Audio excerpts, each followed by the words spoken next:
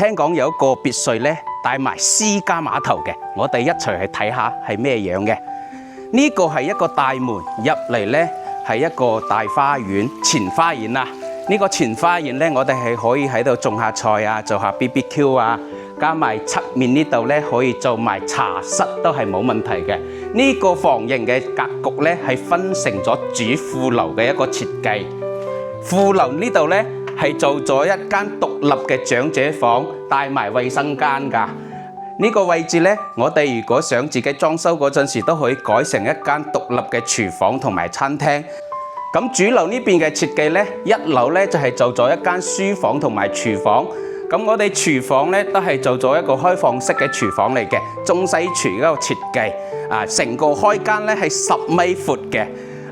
右手邊呢邊嘅話就係一個書房嘅位置，呢度咧都係一個房間嘅設計嚟嘅，我哋可以將佢打通做埋書房做埋客廳嘅。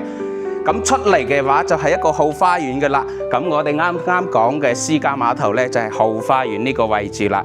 咁我哋後花園咧除咗碼頭之外，仲有溫泉啦，做埋溫泉喺度嘅。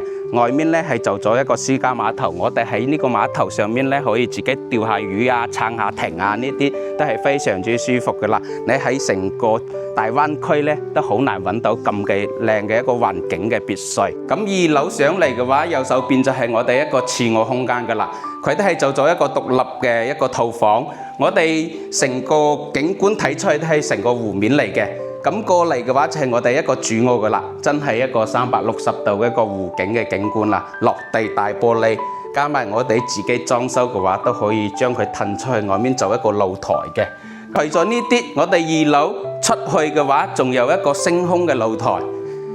喺我哋副樓上面加埋主樓呢度做咗一個連廊嘅設計。出嚟嘅話，呢度就可以喺度飲下咖啡啊，一個升空露台啊，觀景台啊。咁你好多地方咧係做唔到我哋咁好嘅一個實用空間，面積只有130方，可以做到300方嘅一個實用面積。咁大家如果有興趣嘅朋友咧，可以私信留言，我 send 詳細嘅資料俾你哋。